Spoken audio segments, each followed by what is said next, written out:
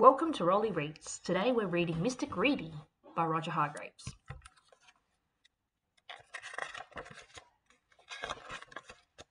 Mr Greedy liked to eat.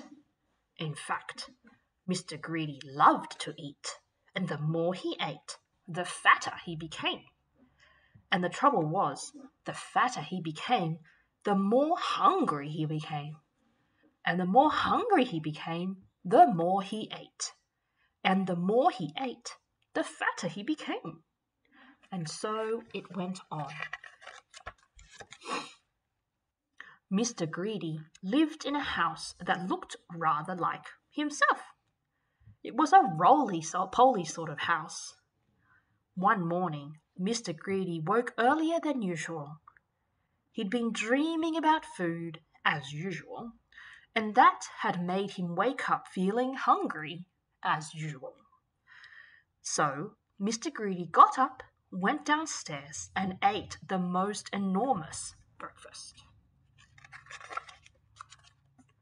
This is what Mr. Greedy had for his breakfast.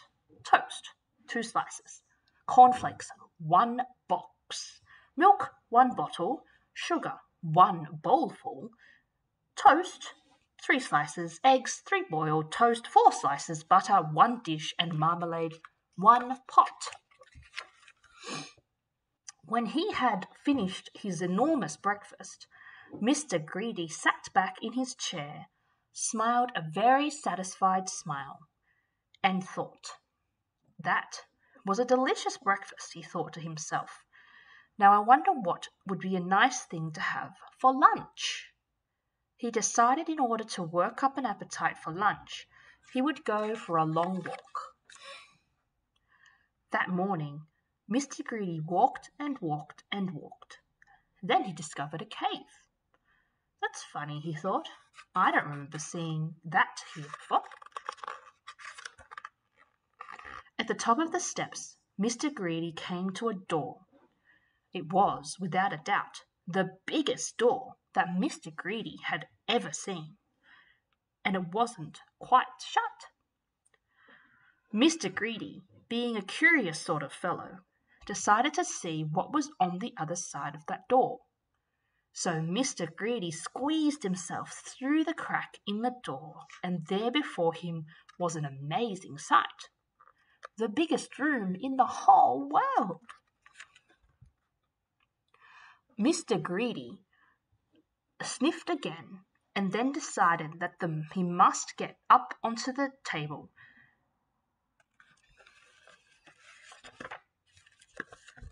The floor was as big as a field. The table in the middle of the floor was as big as a house, and the chairs around it were as high as trees. Mr. Greedy felt very small. Then he sniffed. Coming from somewhere up on top of that gigantic table was the most delicious foody smell that Mr. Greedy had ever smelled. Mr. Greedy sniffed again, and then decided that he must get up on that table. So he began to climb up the leg of the enormous chair. It was very difficult, and it took him a long time, but eventually Mr. Greedy stood on the table. Everything was larger than life. The salt and pepper shakers were both bigger than Mr. Greedy. There was a bowl of fruit on the table, and Mr. Greedy tried to lift one of the oranges. And Mr. Greedy, being Mr. Greedy, took a bite out of one of the apples too. Then he looked around.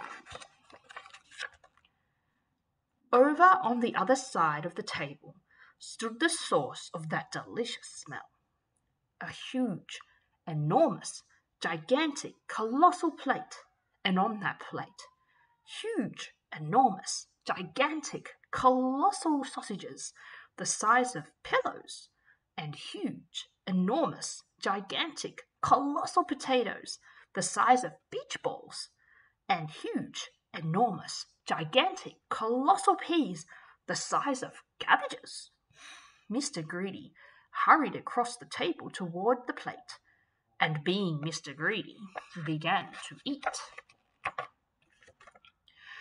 Suddenly, a shadow fell across the plate, and Mr. Greedy found himself being picked up by a giant hand and looking into the eyes of a real, live giant. "And who," thundered the giant, "are you?"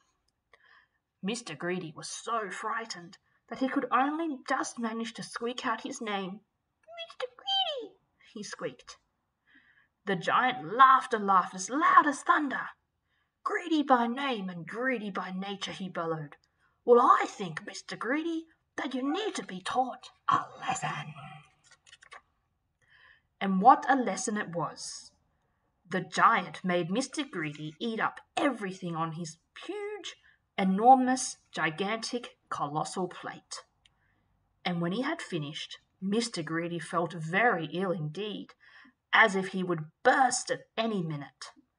"Now," said the giant in a much quieter voice, "do you promise you never be greedy again?" "Oh, yes," moaned Mr. Greedy, "I promise." "Very well," said the giant, "then I'll let you go." Mr. Greedy climbed down from the table and went out through the door feeling very fat and extremely miserable. And, do you know, from that day to this, Mr. Greedy has kept his promise.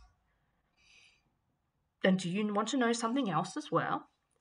Mr. Greedy doesn't look like he used to look anymore. He now looks like this, which I think suits him a lot better, don't you? So if you know anybody who's as greedy as Mr. Greedy used to be, you know what to tell them, don't you? Beware of giants. See you next time.